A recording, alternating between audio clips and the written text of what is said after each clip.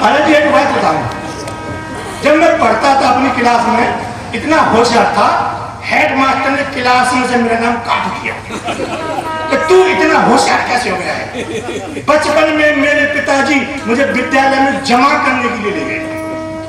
Head master से बोले इसे जमा कर लो।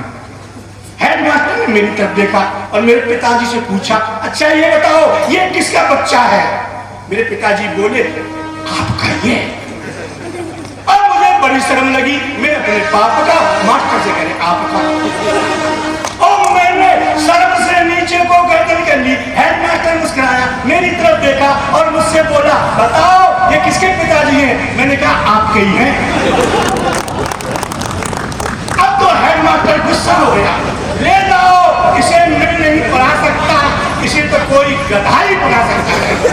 मेरे पिताजी बोले इसीलिए तो मैं तुम्हारे पास में लेके आया। अब तो हेड मास्टर और गुस्सा हो गया, मुझसे बोला तू साइंस जानता है? मैंने कहा जानता हूँ। बोले एक सवाल बता। मैंने कहा पूछो।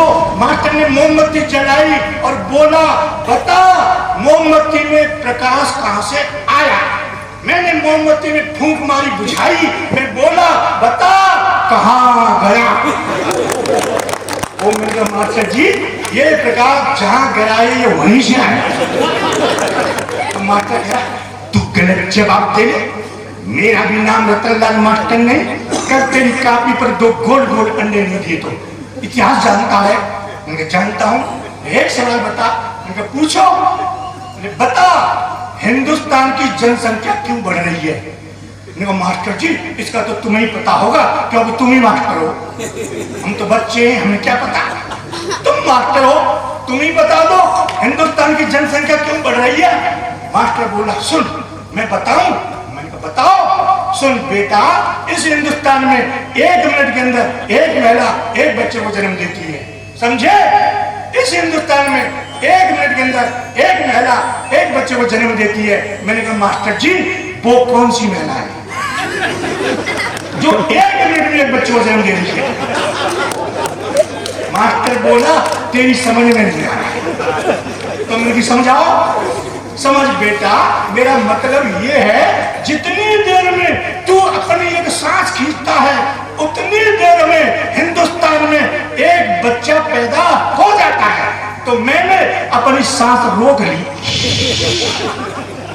मास्टर बोला क्या कर रहा है?